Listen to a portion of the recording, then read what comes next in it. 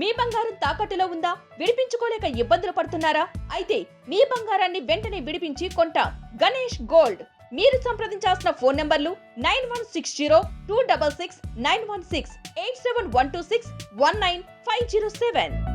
Sir, నిజంగా ఏదైతే రాజకీయ నాయకులు మాట్లాడుతున్నట్టు, రాజకీయ పార్టీలు మాట్లాడుతున్నట్టు కొత్తగా బీసీ ఏదైతే వాళ్ళ స్వార్థం కోసం బీసీలకి ప్రాతినిధ్యం వహిస్తామని చెప్పుకుంటున్న కొత్త నేతలు పుట్టుకొస్తున్న నేతలు మాట్లాడుతున్నట్లు బీసీలు ఇవన్నీ ఆలోచిస్తున్నారు అని అంటారా? ఎందుకు అని అంటే ఏదైనా తెలంగాణ రాష్ట్రంలో తెలంగాణ ప్రజలు అనాలే కానీ బీసీ ప్రజలు, ఎస్సీ ప్రజలు, ఎస్టీ ప్రజలు అలా ఉండరు కదా. ఎవరైనా సరే అందరూ కలిసి అభివృద్ధి చెందాలి, దానికి సంబంధించి ఒక ముఖ్యమంత్రిని ఎన్నుకుంటారు.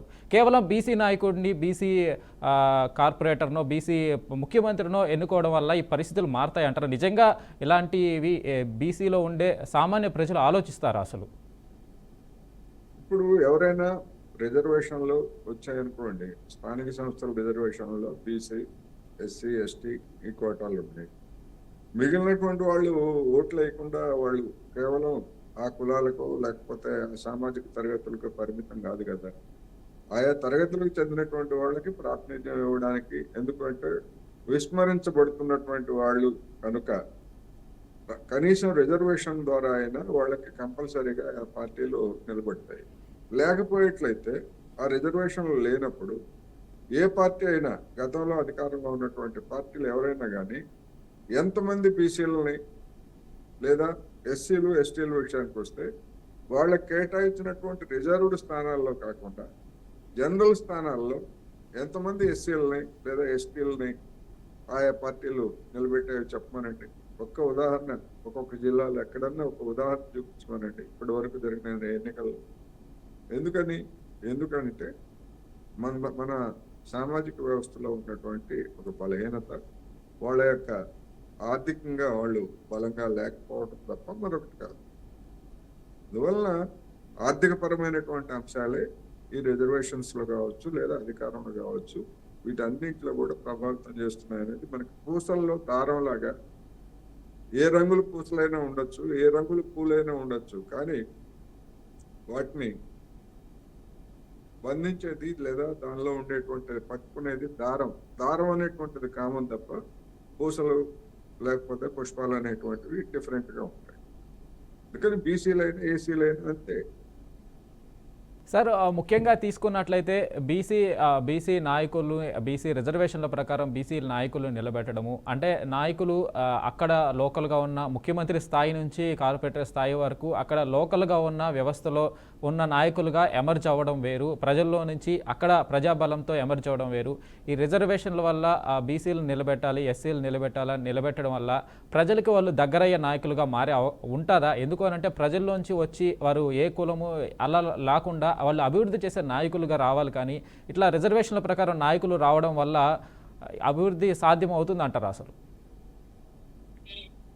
ఇప్పుడు ఎవరైనా కానివ్వండి ఒక పార్టీ తరఫున ప్రతినిధులుగా నిలబడుతున్నారు అంటే వాళ్ళ చరిత్ర ఏమిటి అనేటువంటిది మనం చూడాలి. ప్రజా సమస్యల మీద లేదా సామాజిక సమస్యల మీద వాళ్ళు సాగించినటువంటి పోరాటాలు కావచ్చు, లేదా సమీకరించినటువంటి జన సమీకరణ ఏమైనా రికార్డులు ఉన్నాయా, ఏదైనా అటువంటి హిస్టరీ ఉన్నదా అనేటువంటిది ప్రతి ఒక్కరూ చూడాలి. ఆ విధంగా చూసినప్పుడు ఇటీవల కాలంలో రాజకీయాల్లోకి వచ్చినటువంటి వాళ్ళందరూ కూడా ఎవరైనా కానివ్వండి, సామాజిక తరగతి ఎవరైనా అయితే నాకు నిమిత్తం లేదు, ఎవరైనా కానివ్వండి, అటువంటి నేపథ్యం కలిగినటువంటి వాళ్ళు ఎంతమంది ఉన్నారు?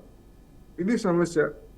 ఉదాహరణకు మన తెలంగాణనే తీసుకున్నట్లయితే నైజాం నవాబ్ పాలనకు వ్యతిరేకంగా ఆనాడు ఆయుధాలు పట్టినటువంటి వాళ్ళు బీసీలు ఉన్నారు, ఓసీలు ఉన్నారు, ఎస్సీలు ఉన్నారు, ఎస్టీలు ఉన్నారు. వాళ్ళ కులం ఏమిటి లేకపోతే ఆర్థిక స్థితి ఏమిటి అనేటువంటి దాంతో నిమిత్తం లేకుండా అనేక భూస్వాముల కుటుంబాల నుంచి వచ్చినటువంటి ఓసీలు అనేక మంది బీసీలతోటి, ఎస్సీలతోటి చేతులు కలిపి పక్కనే తుపాకీ పట్టి నైజాం నవాబ్ వ్యతిరేకంగా పోరాడినటువంటి చరిత్ర గతంలో ఉన్నది. అటువంటి చరిత్ర, అటువంటి పోరాటాలు కావచ్చు లేదా ప్రజా సమస్యల మీద ఏం జరుగుతున్నాయి ఇప్పుడు? ఇది సమస్య. అందుకని రెండవది, మీరు ప్రస్తావించినట్టుగా ఐక్యత, బీసీలు కావచ్చు, ఓసీలు కావచ్చు, ఏ సామాజిక తరగతి ఐక్యంగా ఒకే పార్టీకి ఓటు వేసేటువంటి సమస్య లేదు. దేశంలో ఎక్కడ చూసినా కానీ నిజానికి అలాంటి ఐక్యత కనుక వచ్చేట్లయితే బీసీ జనాభా దేశవ్యాప్తంగా మండల్ కమిషన్ చెప్పినట్టుగా 50% పైన బీసీ జనాభా ఉన్నప్పుడు మరి బీసీ అభ్యర్థులుగా నిలబెట్టినటువంటి వాళ్ళకి కేవలం బీసీలే కనుక ఓటు వేసి ఉంటే వాళ్ళే అధికారానికి వచ్చి ఉండేవాళ్ళు. ఎప్పుడు ఎంతమంది బీసీలు పోటీ చేశారు, ఎంతమంది బీసీలు వాళ్ళకి ఓట్లు వేశారు అనేది చూసుకున్నప్పుడు అనేక మంది బీసీలు ప్రముఖులుగా ఉన్నటువంటి వాళ్ళందరికీ 300 ఓట్లు, 400 ఓట్లు, 1000, 2000 వచ్చి పరాజయం పాలనేటువంటి మనం చూసాం.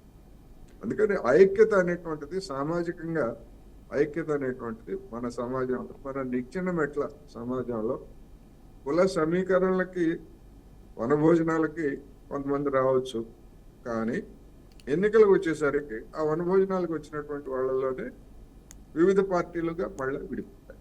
అక్కడ మాత్రం ఐక్యత ఉండదు. అందుకని ఈ విధమైనటువంటి సామాజిక స్థితి బహుశా ప్రపంచంలో ఏ దేశంలో కూడా లేదు. ఇటువంటి సామాజికమైనటువంటి నెచ్చిన మెట్ల వస్తున్నప్పుడు ఒక మెట్టు పైన ఉన్నటువంటి వాడు గొప్పవాడు అనుకుంటాడు, ఒక మెట్టు తనకంటే దిగువన ఉన్నటువంటి వాడు అధముడు అనుకుంటాడు. వాళ్ళ మధ్య ఐక్యత ఎట్లా సాధ్యం అవుతుంది? అది గిరిజనుల్లో ఉంది, ఓసీల్లో ఉంది, బీసీల్లో ఉంది, ముస్లింల్లో ఉంది, క్రైస్తవుల్లో లేని ఈవెన్ బ్రాహ్మిన్స్ వాళ్ళలో కూడా ఉంది. అన్ని తరగతుల్లో ఆ విధమైనటువంటి అంతరం. ఖచ్చితంగా సార్, మీరు అన్నట్లు బీసీలకు సంబంధించి ఏదన్నా వనభోజాల పిలుపులకు కావచ్చు, పెళ్లిళ్ళ పిలుపులకు కావచ్చు, అందరూ కలిసికట్టుగా వెళ్ళడం వరకు ఓకే. కానీ ఒక బీసీ నాయకుడిని బీసీలు అందరూ కలిసి ఎన్నుకోవడము, బీసీ నాయకుడు ముఖ్యమంత్రి కావాలని కోరుకుంటే ఈ పాటికి ఎప్పుడో బీసీ నాయకులు గెలిచేవారు. ప్రజలు కూడా ఎన్నుకునే నాయకుడిని కులాల వారిగా ఎన్నుకోవట్లేదు అనేది స్పష్టం. ఎందుకు అనంటే రేవంత్ రెడ్డికి అన్ని కులాలు, ఎస్సీలు, ఎస్టీలు, మాలా, మాదిగా, బీసీ అందరూ ఓటేస్తేనే రేవంత్ రెడ్డి సీఎం అయ్యాడు, కేసీఆర్ సీఎం అయ్యాడు. అంతేగాని రేవంత్ రెడ్డి కాబట్టి ఓటేయరు. సో బీసీ, ఎస్సీ, ఎస్టీ వీళ్ళంతా ప్రజలుగా చూడాలి తప్ప బీసీలుగా చూసి, ఎస్సీలుగా చూసి వారు కూడా అభివృద్ధే కదా కోరుకుంటారు. అందుకని వ్యక్తిగతమైనటువంటి ప్రయోజనాలకి కులాన్ని అడ్డు పెట్టుకుంటున్నటువంటి నాయకులు ఉన్నారు. అటువంటి నాయకులు కొన్ని సందర్భాల్లో కుల సమీకరణలు చేసినటువంటి వాళ్ళు కూడా మనం చూసాం. కానీ ఒక నాయకుడు ఒక కులాన్ని సమీకరిస్తే, ఒక బీసీలో ఒక కులాన్ని సమీకరించేట్లయితే, అదే బీసీల్లో మరొక కుల నాయకుడు మరొక కులాన్ని సమీకరిస్తే ఆ రెండు కులాల మధ్య ఐక్యత ఎక్కడి నుంచి వస్తుంది? ఇప్పుడు మనం చూస్తున్నాం కదా, ఎస్సీల్లో, దళితుల్లో రెండు ప్రధానమైనటువంటి సామాజిక తరగతులు, వాళ్ళ మధ్య ఐక్యత ఉన్నదా? ఎందుకు లేదు అంటే అందరికీ తెలుసు రీజన్స్ ఏంటనేటువంటిది. అందులో ముందు పడినటువంటి వాళ్ళు రిజర్వేషన్ ఫలితాలను ఎక్కువగా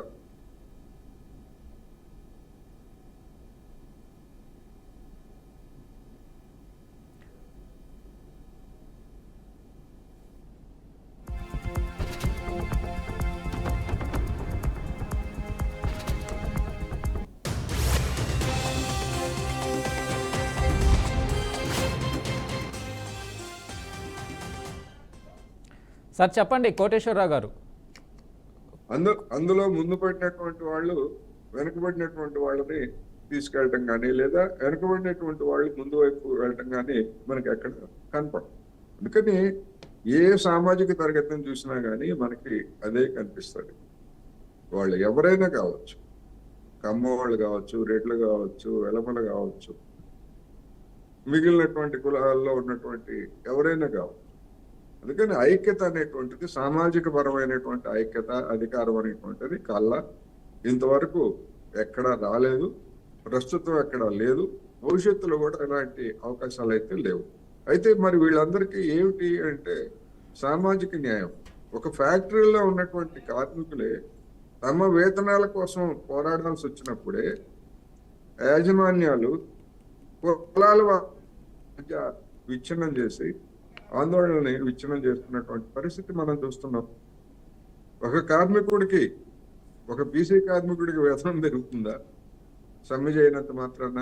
లేదా ఒక ఓసీ కార్మికుడు యజమాని తరఫున ఉన్నంత మాత్రాన వాళ్ళకి ఏమన్నా వేతనాలు ఏమన్నా ఎక్కువ ఇస్తారా? లేదు కదా. అటువంటి ఆర్థిక సమస్యల మీదనే ఐక్యత లేనప్పుడు మిగిలినటువంటి సామాజిక సమస్యల మీద ఐక్యత రావడం అనేది కల్లా అది రాదు. అది కేవలం ప్రచారానికి మాత్రమే, కొంతమంది ప్రచారానికి మాత్రమే, లేదా మనలాంటి టీవీలలో చర్చలకు మాత్రమే తప్ప ఆ విధమైనటువంటి ఐక్యత వచ్చేటువంటి అవకాశం లేదు అనేది కూడా మనం చెప్పుకోవచ్చు. సార్, తెలంగాణలో చాలా సమస్యలు ఉన్నాయి. తెలంగాణ వచ్చాక తెలంగాణకి ఇంకా తీరని సమస్యలు నీటి పరంగా కావచ్చు, ఇక్కడ తెలంగాణకి ఉన్న వ్యవసాయ ఆధారిత సంబంధించి మరి వ్యవసాయ ఉత్పత్తిని పెంచడంలో కావచ్చు, రైతులని ఆదుకోవడంలో కావచ్చు, ఇంకా చాలా సమస్యలు ఉండగా ఎన్ని రోజులు ఈ బీసీ మాటలు, కులాల మాటలు, కులాల నాయకుల కొట్లాటలు, దీంతో డీవియేషన్ అయిపోతుంది కదా తెలంగాణ అభివృద్ధి కూడా. ముఖ్యమంత్రి స్థాయిలో వ్యక్తి కూడా బీసీల గురించి మాట్లాడడం, ఇదంతా కాలయాపన రాజకీయంగా కూడా కనిపిస్తుంది కదా. డెఫినెట్ గా ఇప్పుడు బీసీలు అనేటువంటి వాళ్ళు ప్రధానంగా వృత్తిదారులు, అనేక వృత్తుల మీద ఆధారపడినటువంటి వాళ్ళు. పారిశ్రామికీకరణ పెరిగిన కొద్దీ వృత్తులు అనేటువంటివి అంతరించిపోతున్నాయి. అందువల్ల ఒక కులంలో పుట్టినంత మాత్రాన ఆ కుల వృత్తి చేయాలని ఎక్కడ లేదు. ఇవాళ ఉన్నటువంటి పరిస్థితుల్లో చేయడానికి అవకాశం కూడా లేదు. ఉదాహరణకు యాదవులు ఉన్నారు. యాదవులు వృత్తి గొర్రెలు లేకపోతే పశువుల పెంపకం అయితే అనేక ప్రాంతాల్లో ముఖ్యంగా ఆంధ్రప్రదేశ్లోని కోస్తా జిల్లాలు వాటిని మేపుకోవడానికి ఎక్కడ ఒక ఎకరం స్థలం గడ్డి దొరికేటువంటి స్థలాలు లేనప్పుడు వందలు వేల జీవాలని వాళ్ళు ఎక్కడికి తీసుకెళ్లి మేపుతారు?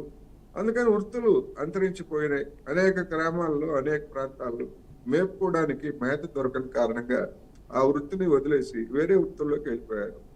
అదేవిధంగా కుండలు చేసేవాళ్ళు కావచ్చు. ఇట్లా మనం ఏ వృత్తిని చూసినా కానీ అవన్నీ కూడా మారిపోతాయి.